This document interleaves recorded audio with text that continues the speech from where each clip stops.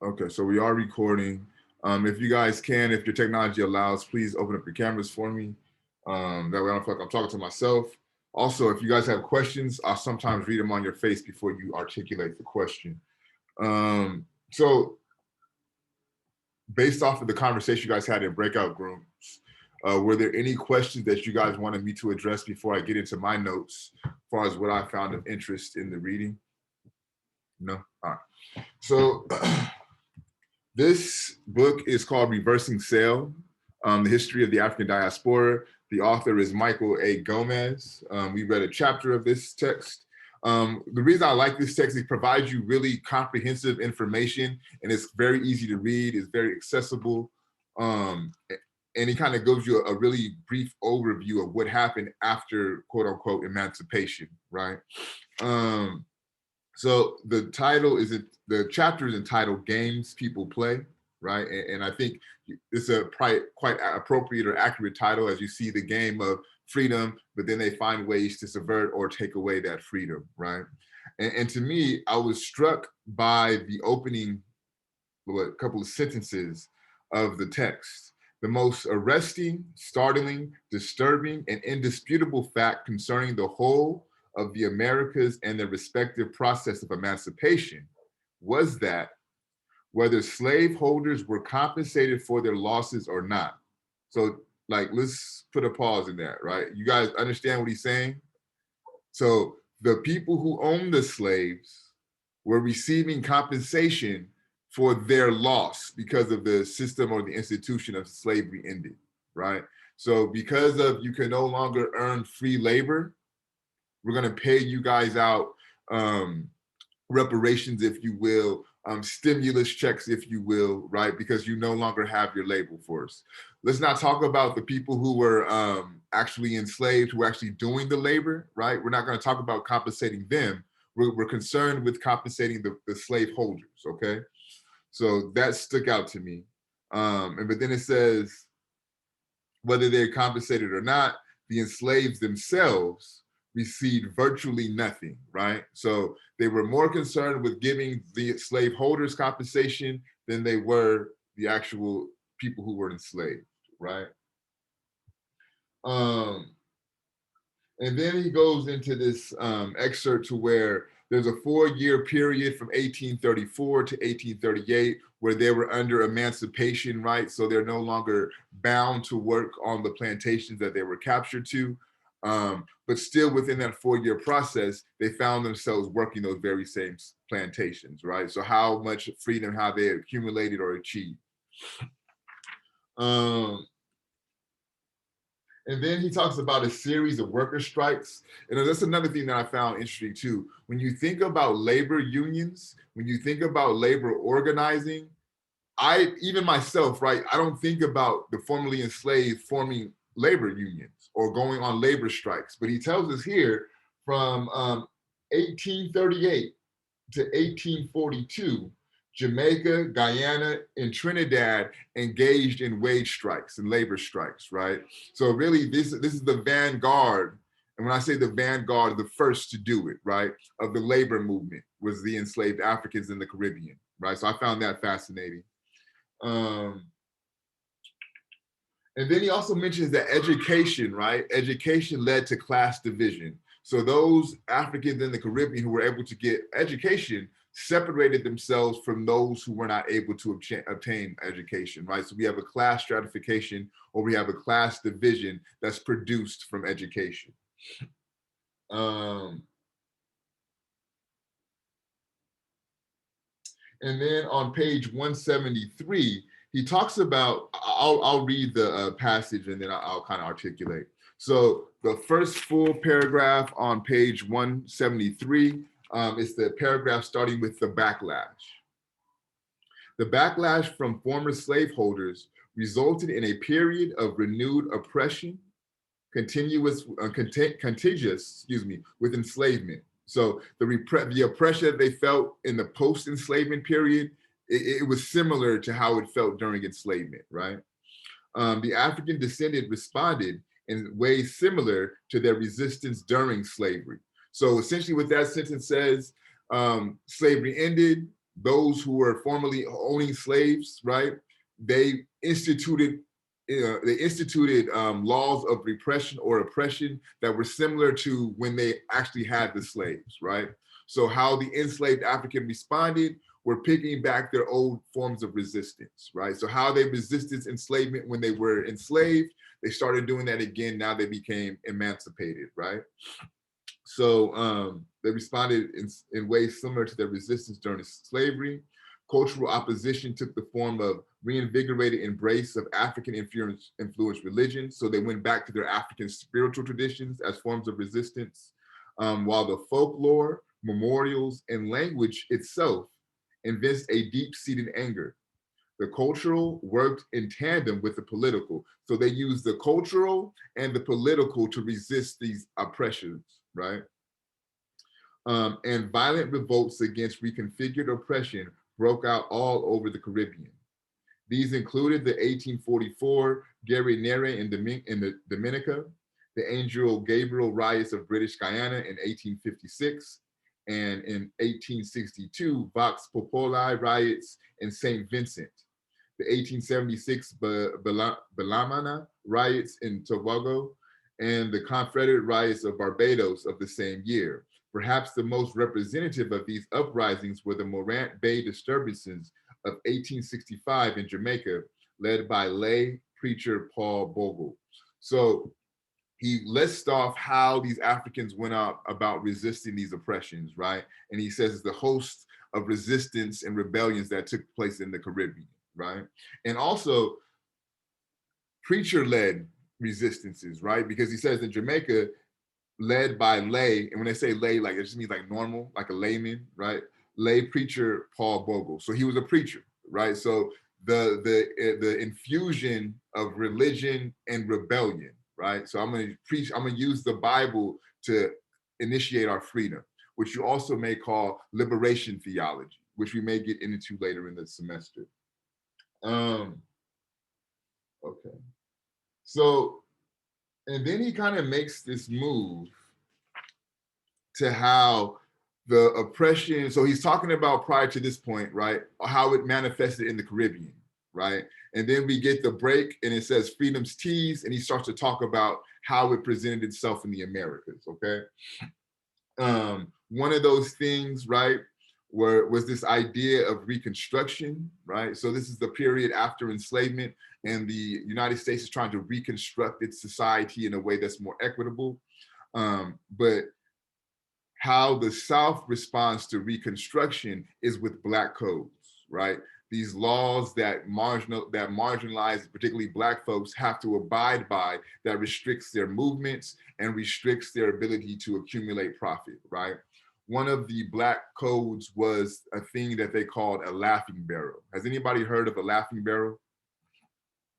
So if Black folks are out in public and just say, the homie cracks a joke, right? So instead of being able to laugh out loud because of the joke, you have to, and this is especially the case if white folks are present, right?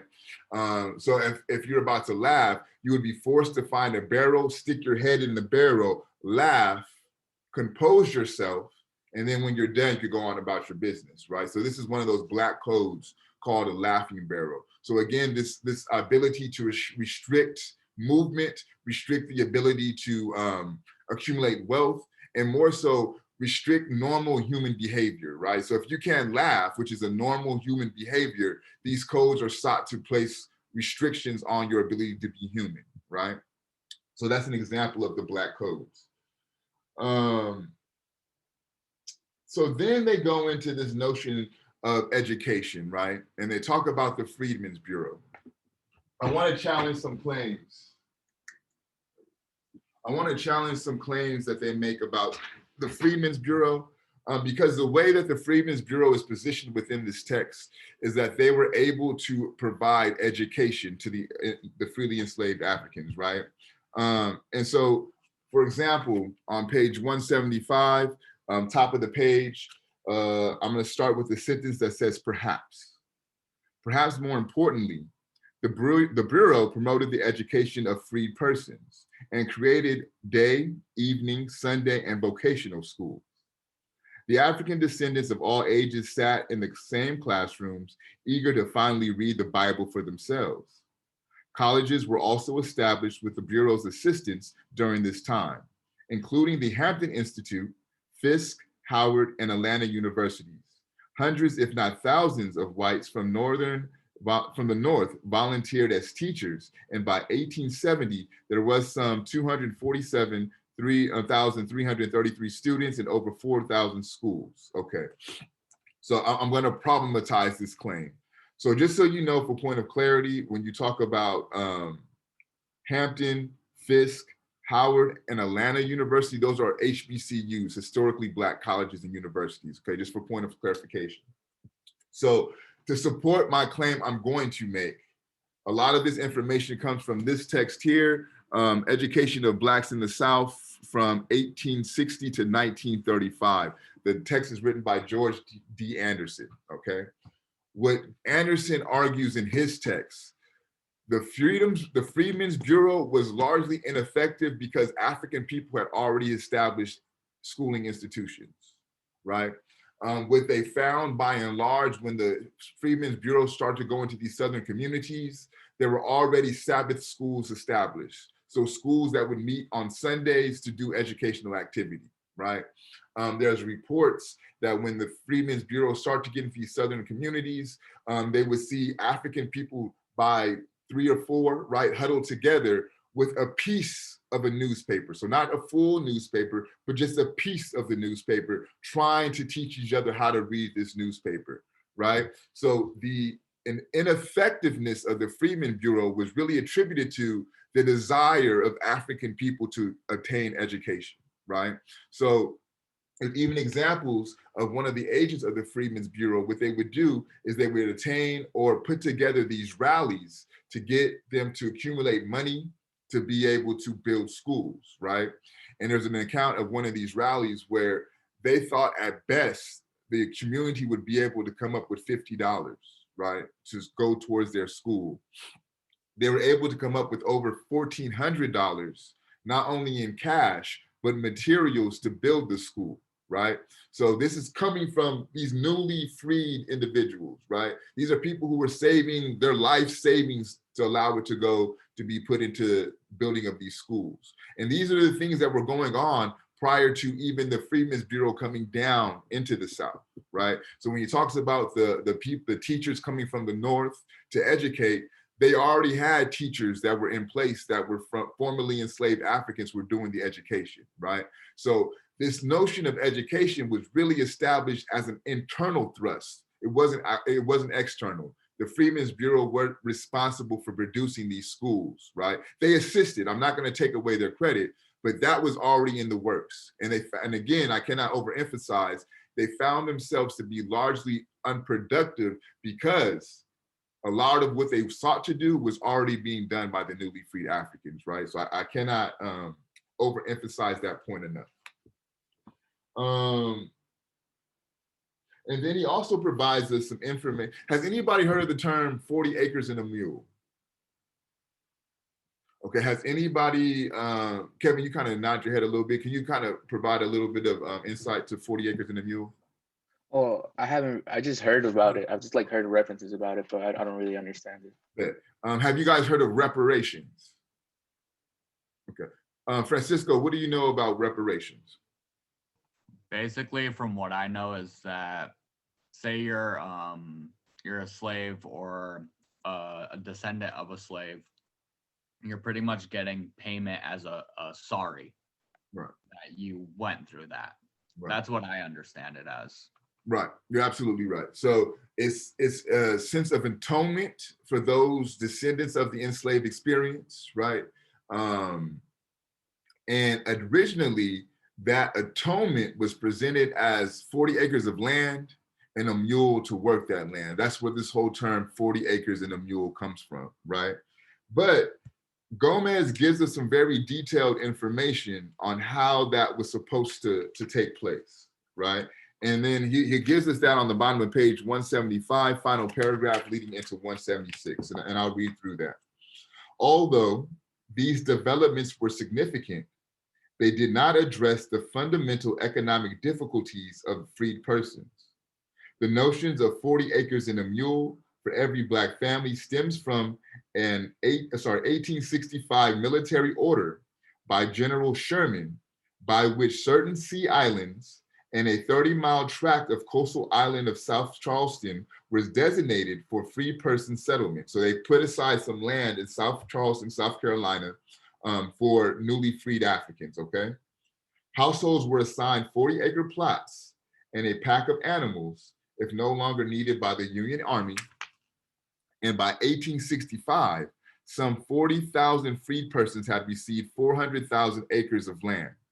But in February of 1865, Congress stripped the Freedmen's Bureau of the authority to assign such land, and President Johnson soon rescinded all such land titles, right? So anyone who received their 40 acres and a mule, President Johnson came back and stripped those back by 1865, okay?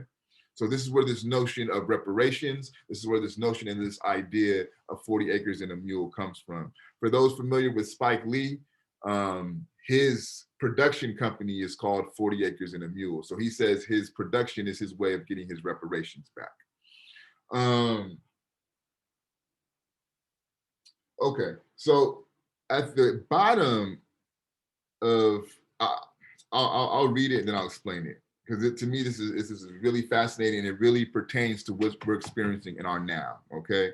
I'm starting with the paragraph towards the bottom, the paragraph that starts with just, but I'm gonna actually start where it says the institutions.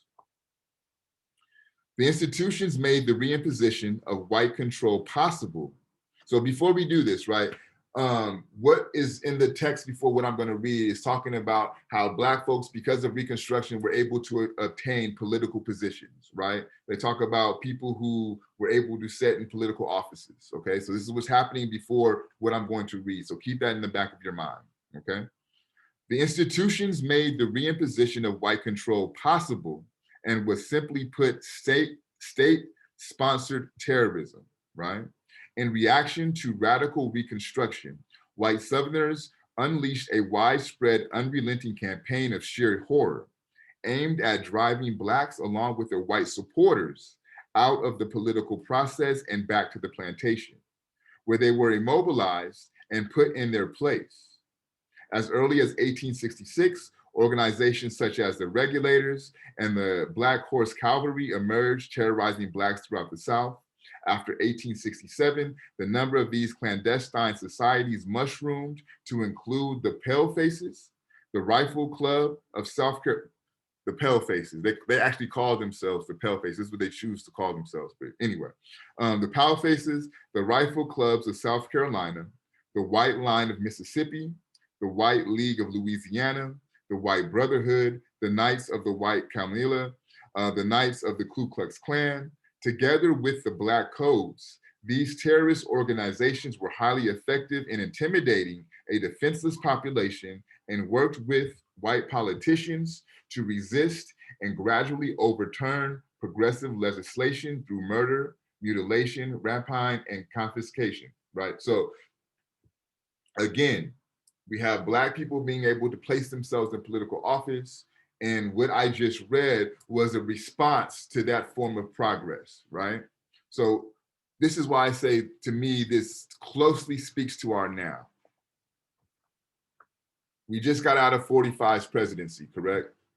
Who was the president before 45?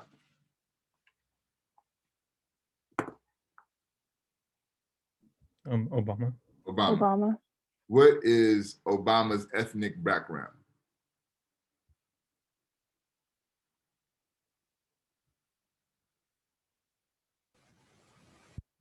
I think he's Jamaican, isn't he? No, no, he's I know his mother's from Hawaii and his father's from, I'm forgetting where he's from. Kenya, thank you. Yeah. Like yeah. But everyone sees, like, white people see him and he's a Black guy. Exactly. Thank you. That's it. He's Black, right? Yes, he's mixed. He's a mixed individual, but the world by and large viewed him as a Black man, right? So again, think about what we just read, right? Due to Reconstruction, African people were able to place themselves in political office, okay? Because of that, how the white dominant culture responded was with groups like the Ku Klux Klan, okay? This is in the 1860s. Fast forward to our 2020s, 2018s, late 2010, 2020s. Two-term Black president, right? During this two-term Black president, we see the rise of things like the Tea Party, right? That was like the first insight to this Trump mania that we experienced post-Obama, right? But he serves his 2 terms. Now there's a new rise, right? A new president, and the new president is going to get back to the old ideals to make America great, right?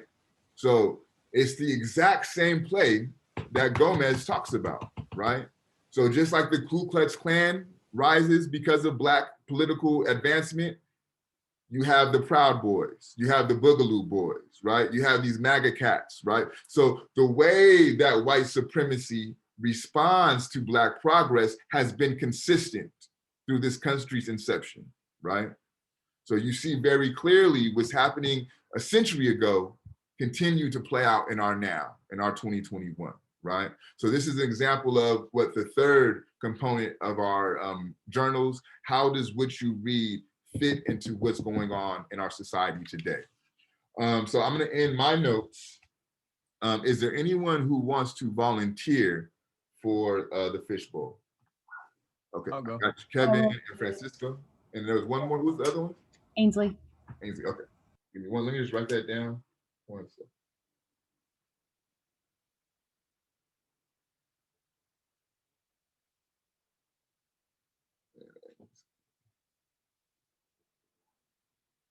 Okay, perfect. So whoever wants to start it off, go ahead. Yeah, so throughout reading this, throughout reading the reading of this week, I'd like to touch on a point that you made up first, Professor. It was before freeing the slaves, they were wanting to see if slave owners could be compensated first rather than the slaves who suffered the most. And that was like one of the first things when I read it. It really caught my attention because it's like, you're trying to help the oppressors that were oppressing the most vulnerable out of everybody in the whole country, you know, Yeah. possibly pretty much the world. Yeah. And that was really something that caught on to me at first when I started reading it, and we even discussed it within our breakout rooms. And then another thing was that even though slavery was quote unquote over, it really wasn't over. It was just kind of like a new title, but they were still being oppressed, and more they were just, it was just kind of like a new title for it. So it wouldn't be labeled racist, Right. but it's still. And another thing is that throughout me and my in our breakout rooms, we talked about how slavery was basically not over, and it's kind of like the US's way of sweeping it under the rug, you know. Mm-hmm. Good points, Kevin. That's it. I want to agree with Kevin. I had wrote in my journal, like, the US was pretty much trying to give them freedom, but in a nutshell, they never really gained their freedom. What they gained was just a few inches off their leash. And like, I have a couple questions actually. On page 173, it mentions squatters' rights. Like, what specifically is that? So so they're talking about also sharecropping at the time, right? And so what would happen is I would have a plantation, right? And let's just say that my plantation is 400 acres. I would loan some acres of land, right? So I'll rent you 3 acres. I'll rent you some tools to work that land, right? But that's my land, those are my tools. And if there's disputes, right?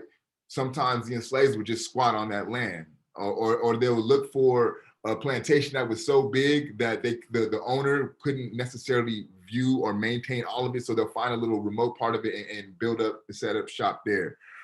It's the same as right now, when you talk about renters who squat, right? It's like people who find a vacant apartment complexes, nobody's using it, so they'll just go and make that their home, right? That's the same concept of squatting, but they would squat on these plantation lands. Does that answer your question? Yeah, it does actually. Professor, I have a question. Yeah. Sorry. Before that, before I wrote down squatters, like in my notes, I also wrote down a bullet that says like refuse to pay rent. I think it was before that. Is that what it like? Does that kind of relate? Yeah. So you would have to pay. You would have to pay the rent for that acres or whatever. So if I give you that 3 acres, you owe me monthly to be on that land and to work that land, along with the amount of I'm charging you for the hoe that you're using, for the donkey that you're using, right? All that is being charged. So that's another way to keep them enslaved, because you had to continue to pay your monthly payment, and your monthly payment was so high that the work that you were doing would never allow you to pay it off, right? So it kept you in a system of being in debt. Did that answer your question, Ashley? Yeah. Yeah, it's a good question. It's a good question. Thank you. You good, Francisco? I just wanted to say, like, another thing that like stood out to me is like we as in general, like the population, we mostly hear about the Ku Klux Klan like straight off the bat, but we never hear about like the White Line of Mississippi, the White Leagues of Louisiana, or all the other ones. And I'm really curious on why is that? Like, why is it that like the Ku Klux Klan is like at the front of the pack, and we just know them off the bat, while the other ones are just swept up under the rug? I think two things, right? I'll give you two answers. Okay. One, it largely lies in our education system and our schooling system. They don't dive into those aspects of history, right? This is a part of American history that goes foreclosed, gets left in the dark. Two, I think the popularity of the Ku Klux Klan is due to the fact that they're still in business, right? They're still an active organization to this day, where a lot of these other organizations, they're not really around anymore, you know? So I think that those two factors kind of, we don't know about them because where we get our education from doesn't teach us about it. And then two, the Klan is still doing their thing. So you don't know about them. But that's a very good question though. Yeah, I'm good though. Okay. And then I think Ainsley is the last one. Yeah. I was going to agree with what Francisco and Kevin said. First of all, my thesis was that African people were not emancipated when the government abolished slavery. They were simply forced into new kinds of enslavement that had nicer names. And then I've been thinking a lot about the contemporary analysis, because a lot of this was brought up in larger circles last year and continuing into this year. And the common consensus, I think, is that even if the US somehow dismantled the systems that currently disenfranchise minorities, especially Black people, it wouldn't nearly be enough, because so much of the core of like the US's economy and therefore society is that white people had hundreds of years to like build up wealth. And some were even given more money by the federal government for compensation. So even ignoring the current crimes against Black Americans, the federal government still owes a huge debt. And reparations are a must, obviously, to even start thinking about equality. Yeah, very good point, Ainsley. I think you added a very profound, holistic look of the situation, right? There's no way to counterbalance the economic wealth gap. I don't know how closely you guys were paying attention to this past election cycle, but one of the major talking points in this election cycle was this wealth gap that exists between Black households and white households, right? And this wealth gap, by and large, is due to exactly what Ainsley's talking about, right? These are just centuries of the ability to accumulate wealth without having to pay for that wealth accumulation, juxtaposed to a people who work to give you the wealth, right? And that's why there's this vast divide. So there's no way, there's no sorry that could really accumulate that. Even really in reality, if we were even able to provide the reparations, right? Be able to cut a check for enslaved African descendants to be able to receive some type of payment. The know-how on how to manipulate money is so far stratified as well, right? How many athletes, right, receive millions of dollars and are broke, right? That's due to the fact that they don't have the knowledge of how money works, right? That's something that you learn over time. That's your dad teaching your mom teaching you to set up life insurance funds, and you could use your life insurance funds to invest in your business opportunities, right? There's your parents telling you how to invest in stock market, right? So there's a knowledge that goes along with wealth accumulation that even if you are provided the check, the way that we understand money to work now, what we'll do is give it right back to the institutions that are taking the money from us, right? So this is what Ainsley's talking about. It's a brilliantly profound point that you can't really put a dollar amount on what was lost, or more importantly, what the dominant society gained from unregulated labor, right? It's a brilliant point. The only amendment, right, that people of culture are not minorities, right? There's no way that three separate ethnic groups can be a collective minority against one dominant, so-called dominant group, right? So at best, we're marginalized individuals. People, like I said, people say people of color. I really don't like that, because what is a color at the end of the day? I use the term people of culture. It's just kind of shifting the way that we think about and we define ourselves, right? But great job on the fishbowl. I think everybody made some really brilliant points. Really, I see how you guys were able to engage the reading and really extract information. So I'm glad to hear that. Let's open it up to a broader classroom conversation. One second.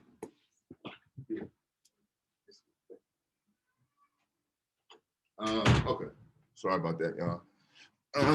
So let's talk about what was discussed in our breakout groups, right? What is the thesis? And what are the similarities in the ways that Africans in the Caribbean and Africans on American soil, dealt with this system of oppression, or anything else that you guys want to talk about? But let's hear from some people, that are outside of the fishbowl. I have a question. Yeah. In the page 73, there's a quote says "cleave to the black color for color." I couldn't understand the meaning. Tell me where in page 73 at the top? 173 near the bottom. Okay. Let me just read it real quick, and then I'll be able to respond. Okay. Based uprising by slavery. 4 Greenwich scholars took an oath and administered to it on October 10th at Marshall's Day with drums, beating, top shells, and cleave to the black color for color. Okay, what's the question? So I couldn't understand what does the quote mean? Cleave to the black color for color. Okay. So what he's talking about, right? So I'm just and for me, Yuki, it's just as a practice of reading, right? I always like to start above the part where I have confusion, and then also work below and see if I could find context within those passages, right? So this is what we're dealing with. In a response bearing clear resemblance to a Akan-based uprising. So Akan is an ethnic group out of Ghana, right? So it's similar to a Akan-based uprising during enslavement. Bogle and his followers took an oath and administered it to others.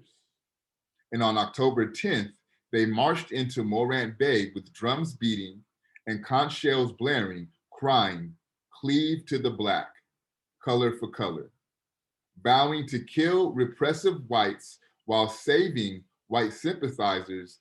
They took control of St. Thomas Parish for 3 days, right?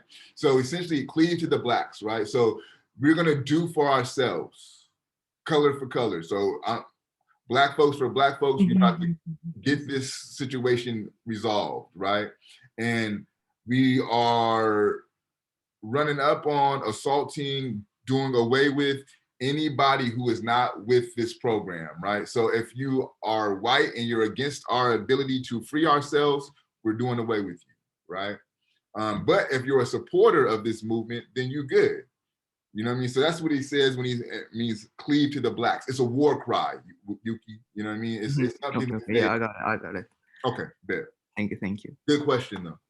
I had a question. I guess kind of following in that I think the sentence right after.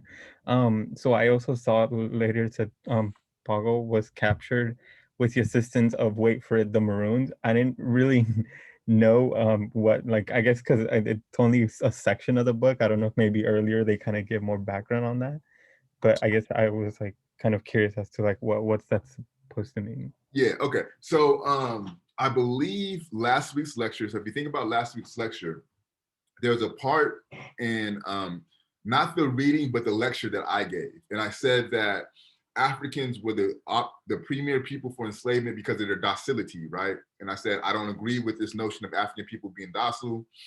And I went through the lecture and I said that there's this notion of maroonage, right?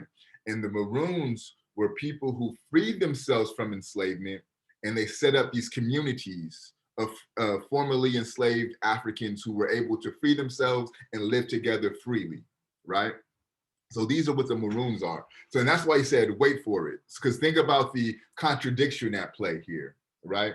You have people who are engaging in active slave rebellion, who are being captured by the people who freed themselves and set up a community of formerly enslaved Africans. So that's the tension, that's the contradiction at play here, right? So this is a whole community who did exactly what the people who they placed in back in captivity did. They did the same exact activity, right? So how it's like the example of, I could give an example of somebody being able to free themselves from a very repressive state in South America, right? And they were able to travel all the way up to the United States and gain freedom, right? And then now there's another group of people who are doing the same thing, but you're gonna turn around and snitch them out and get them sent back to where they come from, right? Like that's the paradox that Gomez is trying to highlight.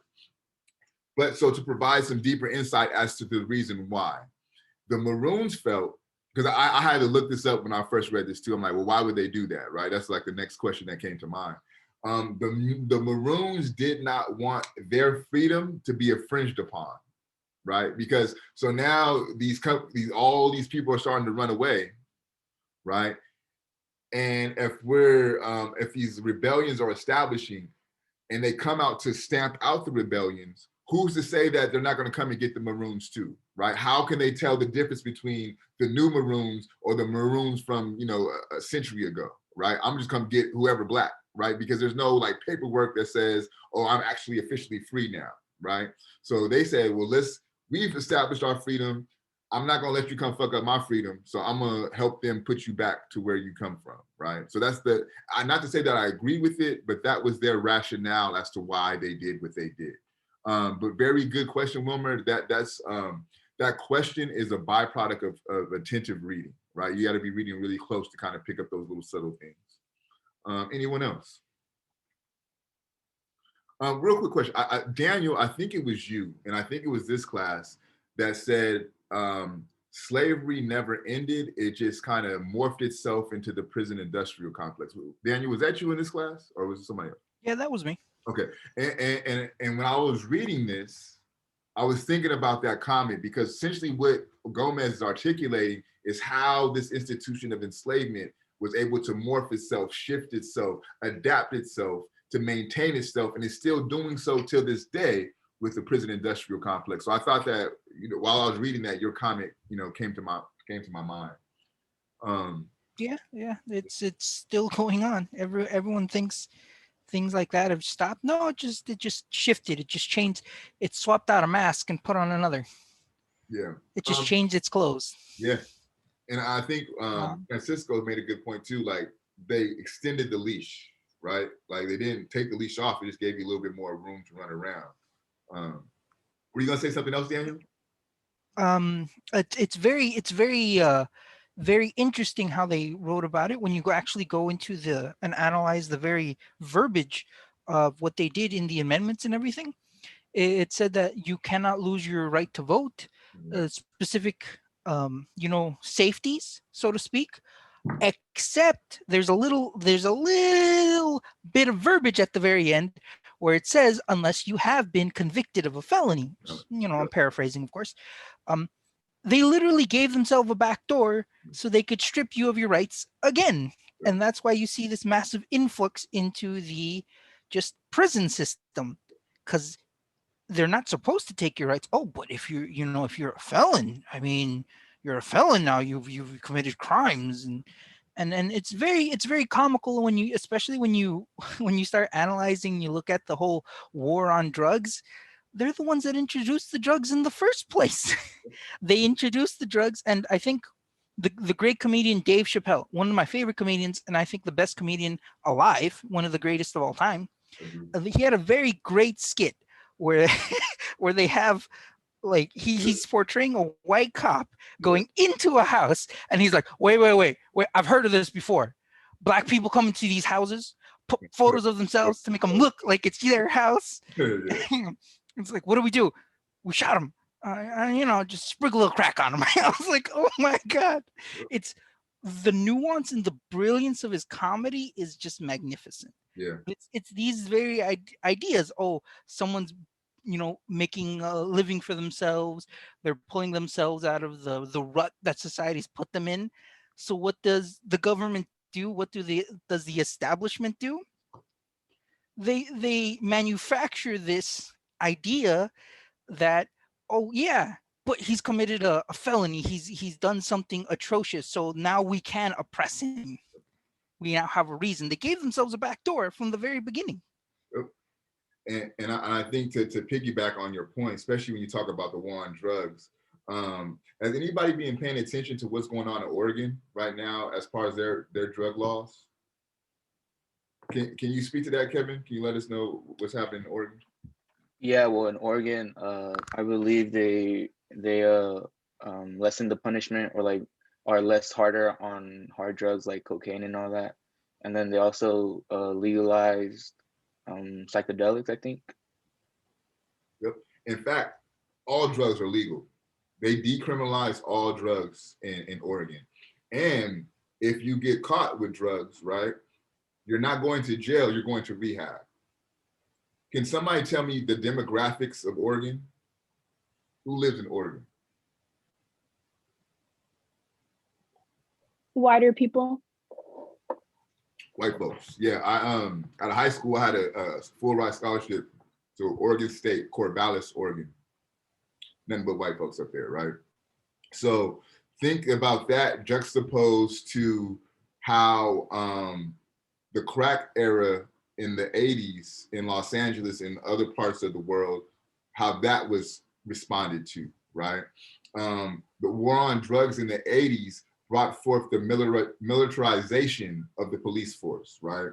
Tom Bradley was able to militarize the LAPD because of the war on drugs, right? So in one instance where you have the victims, by and large, being people of culture, people from the African community, people from the indigenous community, right? They are responded to with harsh mandatory sentencing. They're responded to with these 3 strikes laws, to where if you get caught 3 times, you're in jail for life, no questions asked, right? Juxtaposed to a decriminalization of all drugs in Oregon, right?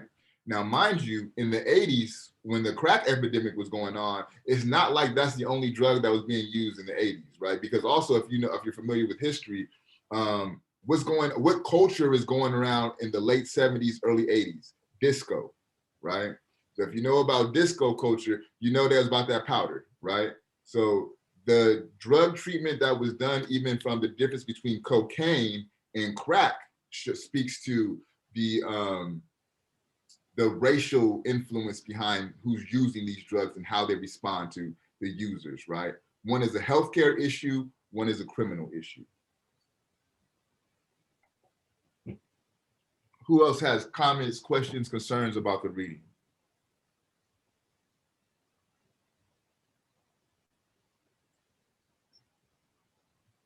Give me 2 more and we'll call it a day. Somebody who we have not heard from.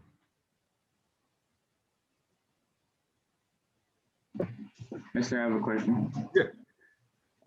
My question is, were there any groups that countered like the KKK and stuff like that?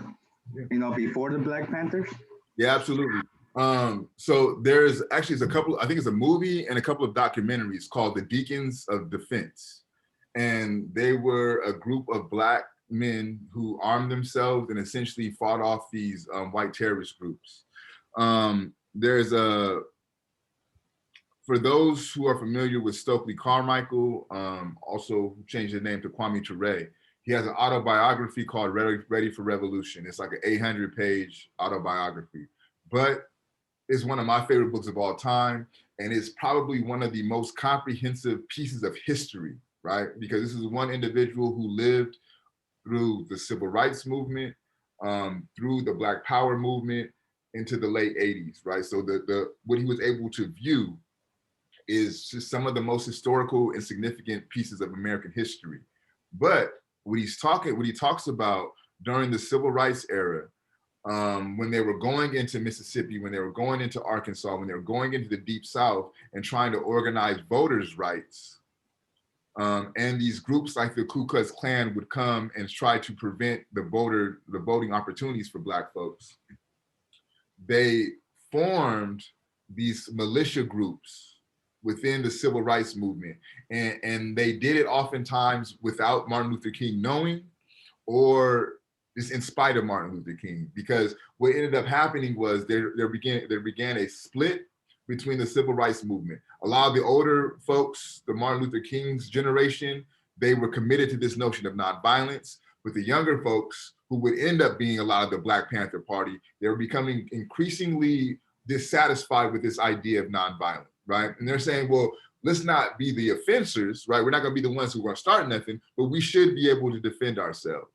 And they started to tell Martin Luther King, like, look, man, if you're gonna continue to do this type of organizing, we need to arm ourselves. And again, we won't be the aggressors, but we will be the ones who defend. If they shoot, we're gonna shoot back. And there's several stories through Kwame Ture's autobiography where he says if it wasn't for members like the Deacons of Defense, then a lot of people, there would have been a lot more deaths in the civil rights movement than there were, right? And so to answer your question, yes, Juan, there are even people who went back further than the Deacons of Defense in the 50s and 60s and did the same type of work. There's also a very dope book from, actually he's an alumni of Cal State LA. The book is entitled We Will Shoot Back. And he documents the history of armed resistance against these onslaughts. So it's absolutely a very robust history of Black folks taking up arms and defending themselves against these terrorist attacks. Great question. Anybody, one more question, comment, or concern?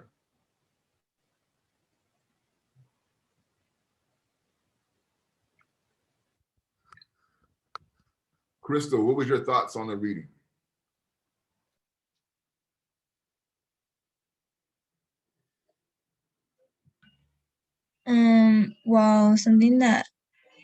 Well, I kind of agreed with what Kevin and Francisco said, like in the fishbowl discussion. And something that really stood out to me was on the passage that says freedom's tease.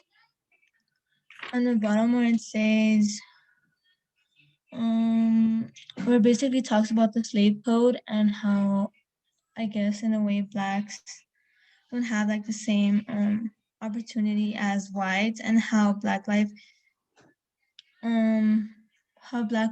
it's the workplace and society in general was regulated, and how the process was like denied and everything.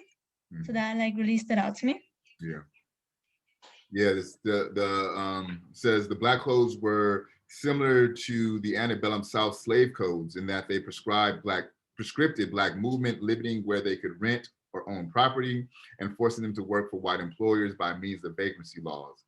Black life in the workplace and society in general was regulated, and opportunities for Blacks' participation in the political process denied. The dawn of Reconstruction was fairly bleak. Yeah. And I would say that restriction on Black life continues today. Has anybody ever heard of the term redlining? No? So redlining is where, if I were to go buy a home, right, there are certain areas that would not allow me to buy that home, even today, right, even in 2021. historically, right, especially in the 80s and 70s, San Gabriel Valley, so like Alhambra, all those cities in that area were infamous for their black redlining. They would not allow blacks to move into their those areas. There'll be things like where so you understand like a deed on the home, right? So when you buy a home, there's a deed that goes with it. There'll be things written in the deed that says you cannot sell this home to anyone who's black, right? So this is also ways that redlining manifests itself.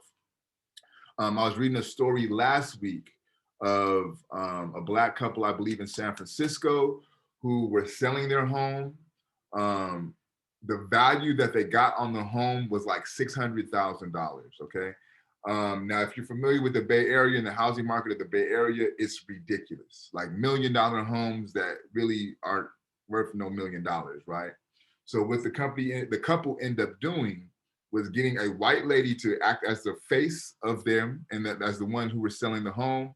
And then the property value for that home was able to go up to $1.5 million, right? So for them, the people who actually own the home, they were only able to get a value of the home for $600,000.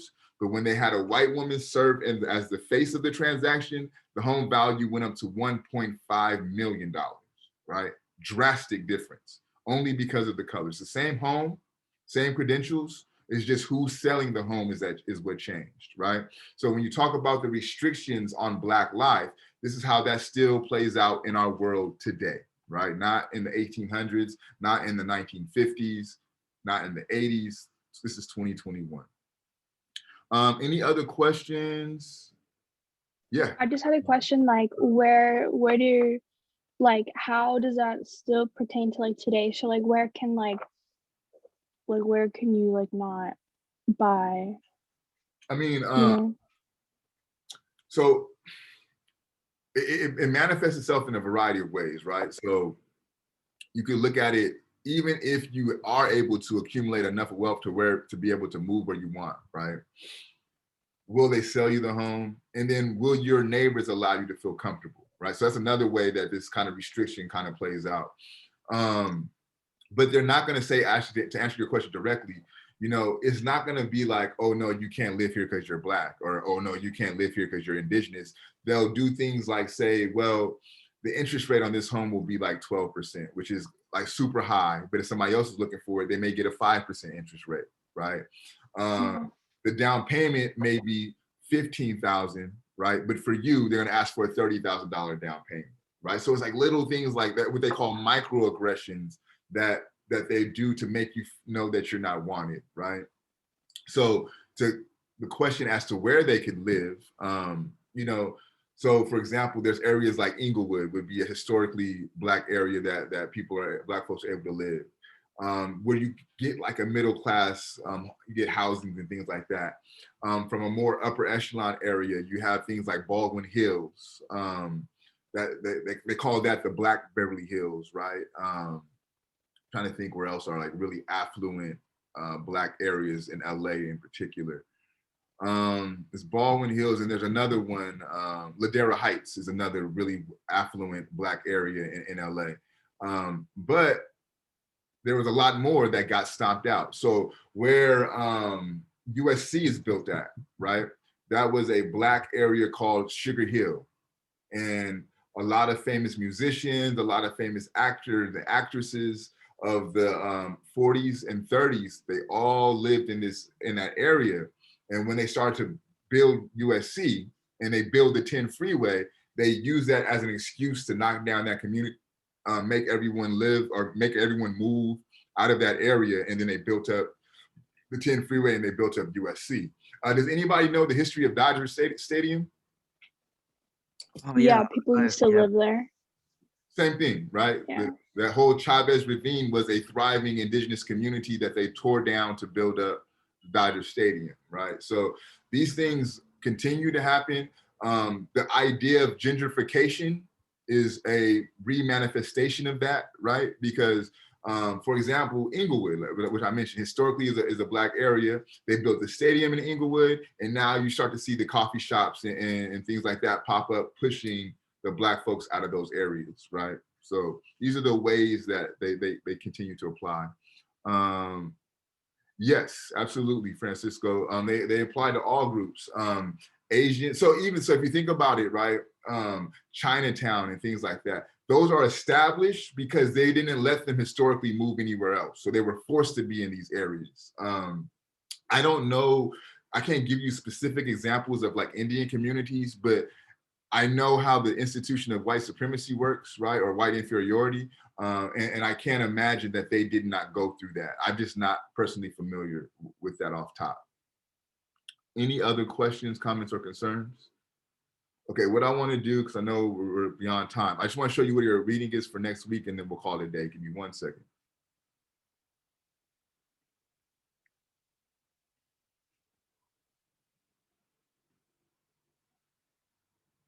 So what did you guys think about this reading? Was it okay for you? Informative, the information wasn't too hard to get out? Yeah, I liked it. It was pretty like straightforward. Yeah, I agree. Okay. When do you turn in the journals? You'll turn it in with the midterm. So you have a little bit of time still. Okay, I'm gonna share my screen real quick and let you guys know what the next reading is gonna be. When is the midterm? I have to look, man. I don't have the exact date. Okay. But we'll have a review before the midterm, so you'll know well in advance. I won't just pop up on you with it. Okay, thank you. So I think what we'll read next. Yeah, we'll do Césaire. And what we're getting into next, and if you notice, this section is called the critiques. You know what? I'm sorry. Now we're gonna do Du Bois, because I think Du Bois kind of it will be chronological, right? It kind of from a standpoint of time, it'll follow up. So we'll do Du Bois, Souls of Black Folks. It's only the first chapter of our spiritual strivings, but it's Du Bois, so it's dense, and it's written in 1900s. So it sounds like that old English ass vernacular, which is hard to translate a little bit. But work through it, trust what you're reading, and I'll kind of clarify whatever question that you guys may have.